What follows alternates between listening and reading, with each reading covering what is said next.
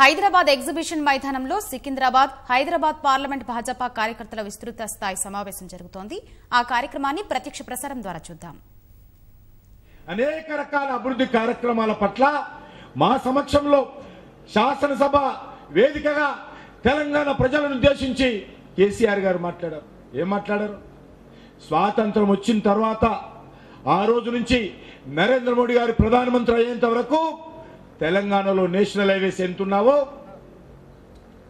ఈ 4.5 సంవత్సరాలలో గత 60 సంవత్సరాలుగా వేయనటువంటి జాతీయ రహదారులు నరేంద్ర మోడీ గారి నాయకత్వంలో అత్యధికమైనటువంటి రోడ్లు తెలంగాణలో జరిగాయని చెప్పి బెంగాల్ చెప్పాలా?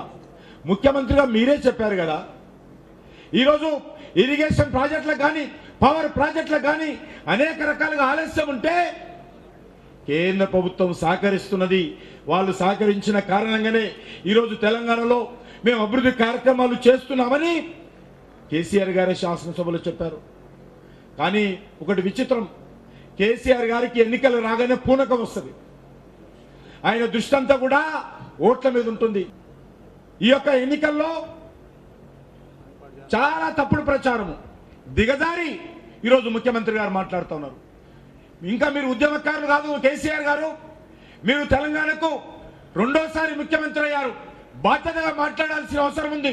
ప్రధానమంత్రి అయినా భారతీయ జనతా పార్టీ అయినా మరో పార్టీ అయినా బాధ్యతగా మాట్లాడాల్సినటువంటి బాధ్యత ఈరోజు కేసీఆర్ గారు ఉన్నది. కానీ కేసీఆర్ గారు ఒక ఉద్యమ నాయకుడు అనుకుంటున్నాడు.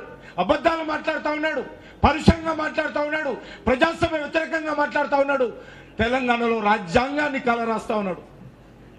నేను ఈరోజు రాహుల్ గాంధీ గారు అడుగుతా ఉన్నాను, ఎన్నికల్లో ఏ ముఖం పెట్టుకుని తెలంగాణ ప్రజలను రాహుల్ గాంధీ కానీ కాంగ్రెస్ పార్టీ కానీ ఓటేయాలని అడుగుతున్నాను. మీకు ఓటు అడిగేటువంటి అధికారం ఎక్కడదని అడుగుతా ఉన్నాను. మీ పార్టీకి 2014లో ఓట్లేస్తే 21 మంది ఎమ్మెల్యేలను గెలిపిస్తే 11 మందిని కాంగ్రెస్ లో చేరిపోయారే. 2 ఎంపీలను గెలిపిస్తే మీ పార్టీకి రాజీనామా చేసి ఎంపీ కూడా కాంగ్రెస్ లో చేరిపోయారు. లెజిస్లేటివ్ కౌన్సిల్ ఎమ్మెల్సీలు ఈరోజు ఒక్కరు కూడా కాంగ్రెస్ పార్టీలో లేరు. ఈరోజు ప్రతిపక్షం ఎమ్మెల్సీ ఎవరైనా ఉన్నారంటే అది భారతీయ జనతా పార్టీ ఎమ్మెల్సీ మాత్రమే ఉన్నారని మనం చూస్తాం. కాంగ్రెస్ పార్టీ ఎమ్మెల్యేలందరూ కూడా ఈరోజు టిఆర్ఎస్ పార్టీలో చేరారు. నిన్నగాక మొన్న జరిగినటువంటి శాసనసభ ఎన్నికల్లో మన చేతి వేళ్ళకు పెట్టినటువంటి ఎన్నికల రోజు పెట్టినటువంటి సిర ఆరకం ఉందే. కాంగ్రెస్ పార్టీ ఎమ్మెల్యేలందరూ కూడా ప్రజా తీర్పును కాలరాచి ఈ పక్కన ఉన్నటువంటి గాంధీ భవన్ మాకొద్దు, ఈ గాంధీ భవన్ మీద మాకు విశ్వాసం లేదని తెలంగాణ భవన్కు చేరినటువంటి ఎమ్మెల్యేలు పెట్టుకున్నటువంటి కాంగ్రెస్ పార్టీ ఈరోజు ఏ ముఖం పెట్టుకొని తెలంగాణ ప్రజలు నోటు అడుగుతుందో మనం అడగాల్సినటువంటి అవసరం ఉంది.